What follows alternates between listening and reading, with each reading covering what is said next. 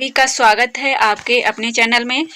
तो स्टार्ट करते हैं आज की क्लास। यूजीसी नेट जेआरएफ के लिए और साथ ही सभी हिंदी परीक्षाओं के लिए महत्वपूर्ण प्रश्न लेकर उपस्थित हैं हम। आप सभी लोग बताइएगा कि आपको क्लास कैसी लगी और प्रश्न का लेवल कैसा था।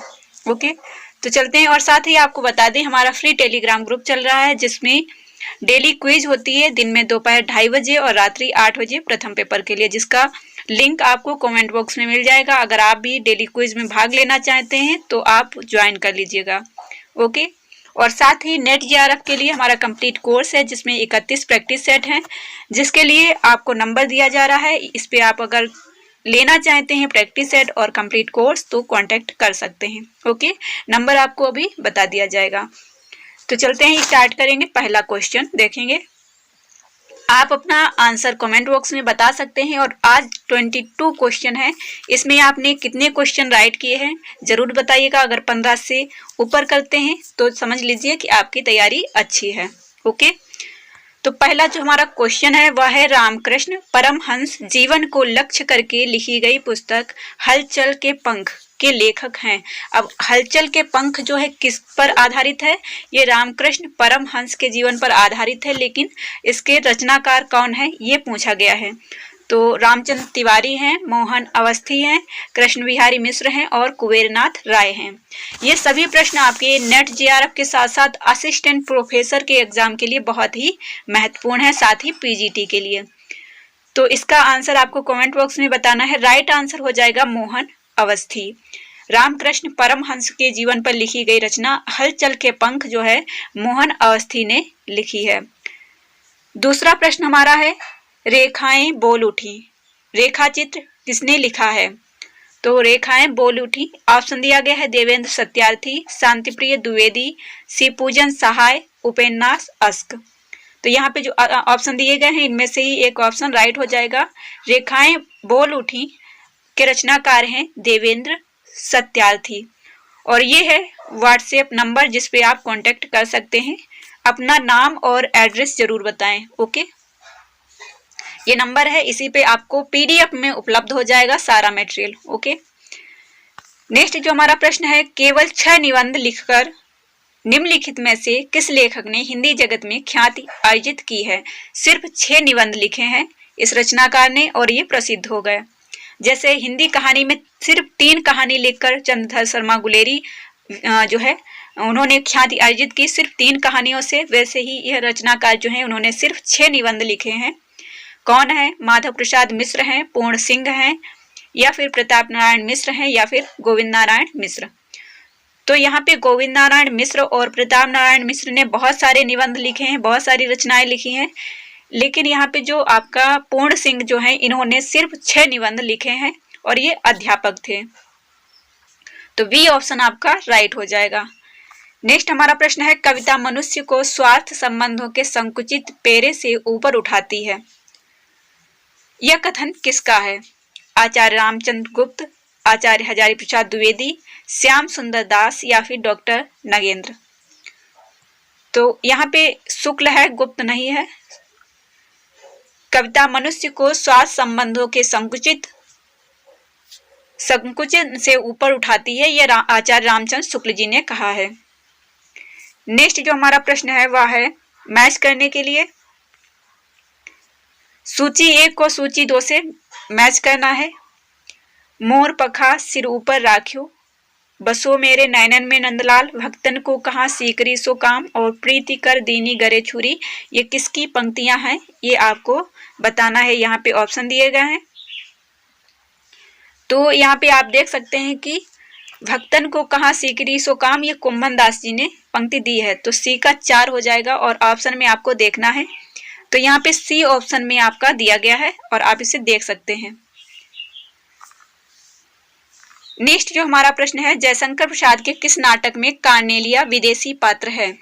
स्कंदगुप्त, चंद्रगुप्त, विशाख, या फिर अजातशत्रु। साथ ही सीजीएपी का जो पेपर होने वाला है, सीजी असिस्टेंट प्रोफेसर का, उसके लिए भी यह प्रश्न बहुत ही महत्वपूर्ण है। जयशंकर प्रसाद के किस नाटक में कार्नेलिया पात्र है जो विदेशी है? तो यहाँ पे आपका राइट आंसर हो जाएगा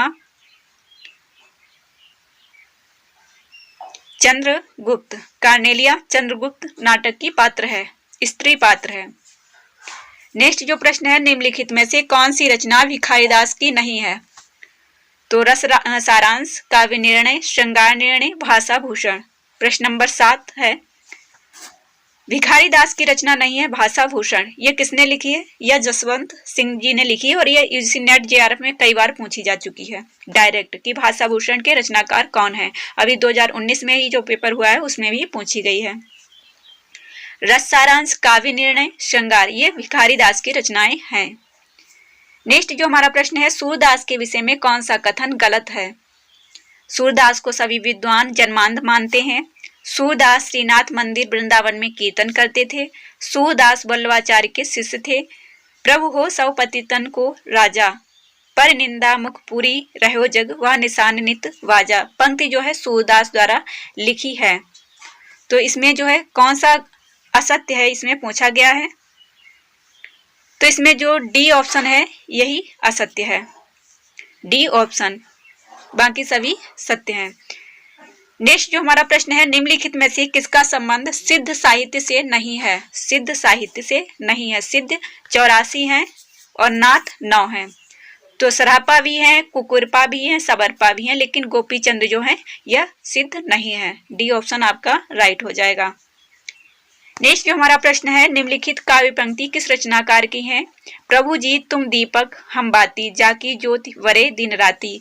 किसने पंक्ति लिखी है? इसे आपने बहुत सुना होगा। नानक देव हैं, कबीर हैं, रैदास हैं, दादू दयाल हैं। प्रश्न नंबर 10 का राइट आंसर हो जाएगा सी, रैदास। रैदास ने ही यह पंक्ति दी है, प्रभु जी तुम दीपक हम बाती। नेक्स्ट जो हमारा प्रश्न है वह है, हिंदी रीत ग्रंथों की परंपरा चिंतामणि त्रिपाठी से चली, अतः रीतिकाल का आरंभ उन्हीं से मानना चाहिए। यह पंक्ति जो है किसने दी है? यह मतलब कथन जो है किसने कहा है? हजारी प्रसाद द्विवेदी, रामचंद्र शुक्ल, मिश्र बंधु, राम कुमार वर्मा। तो यह जानी पहचानी पंक्ति जो है कई बार एग्जाम में पूछी जा चुकी है और यह रामचंद्र शुक्ल जी ने दी है, क्योंकि रामचंद्र शुक्ल जी ने ही चिंतामणि से जो रीतिकाल का आरंभ माना है। नेक्स्ट प्रश्न जो है, छार उठाए लीन एक मुट्ठी, दीन उड़ाए पर थिमी झूठी। यह पंक्ति तो मैं आपको बता दूं यह जायसी जी की है। यह पंक्ति किस ग्रंथ से ली गई है यह पूछा गया है। ये तो आपको भी मालूम होगा, लेकिन यह किस ग्रंथ से ली गई है यह यहाँ पर पूछा गया है। पद्मावत, चांदायन, आखिरी कलाम, रामचरितमानस। तो रामचरितमानस और चंदायन से नहीं हो सकती है, पद्मावत या आखिरी कलाम की यह पंक्ति है। तो इनमें से कौन सा राइट होगा यह आपको बताना है। तो यह पंक्ति जो है पद्मावत से ली गई है। नेक्स्ट हमारा प्रश्न है, लंका यात्रा का विवरण यात्रा ग्रंथ के लेखक हैं। लंका यात्रा का विवरण किसने किया है? ठाकुर गदाधर सिंह, गोपाल राय गहमरी, स्वामी सत्यदेव परिव्राजक, राहुल सांकृत्यायन। तो यहाँ पे आपका राइट आंसर हो जाएगा राहुल सांकृत्यायन, जिन्होंने लंका यात्रा का विवरण किया है।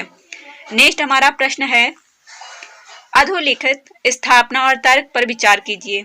तो तुलसी के मत में निर्गुण रूप सुलभ अति सगुन जान नहीं कोई, सुगम अगम नाना चरित सुनि मुनि मन भ्रम होय। यह पंक्ति और इसका तर्क है, क्योंकि सगुण आकार की उपासना और अनुभव के दायरे में लाना सहज है, जबकि निर्गुण निराकार की उपासना और अनुभूति नितांत कठिन है। दोनों ही सही हैं, आप इसको मानते होंगे, ठीक है।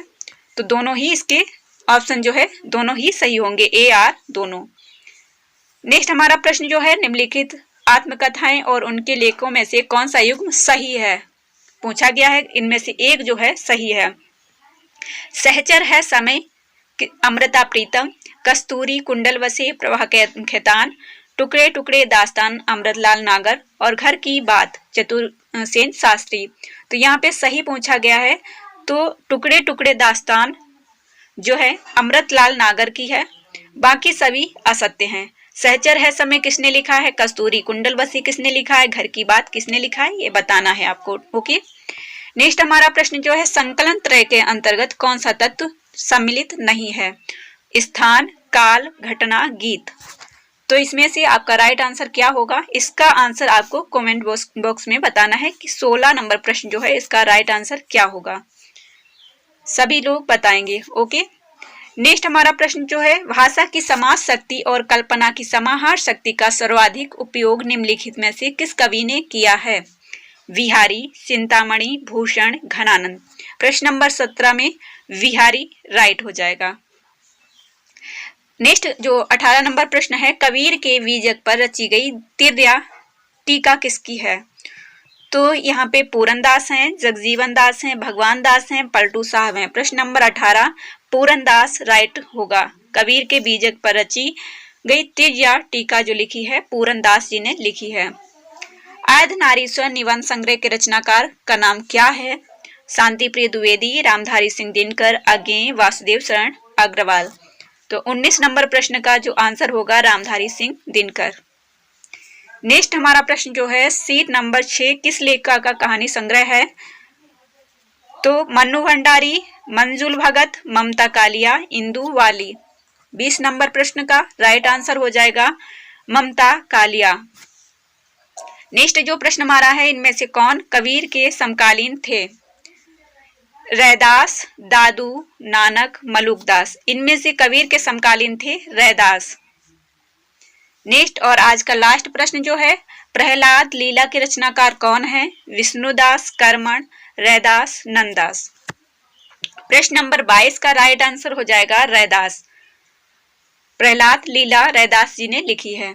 तो ये थे आज के 22 प्रश्न। आपको कैसे लगे हमें कमेंट करके जरूर बताइएगा। आपके जो कमेंट होते हैं वही हमें प्रोत्साहित करते हैं नेक्स्ट क्लास लाने के लिए। तो आप लोग लाइक करिए, शेयर करिए। पहली बार देख रहे हैं चैनल को, पसंद आ रहा है तो सब्सक्राइब करिए और हमारे फ्री टेलीग्राम ग्रुप से जरूर जुड़िए जहाँ पे आपको डेली क्विज दी जाती है। ओके, और उसका रिजल्ट भी आपको सामने देखने को मिलता है, जिससे आपको पता चलता है कि आपका लेवल क्या है।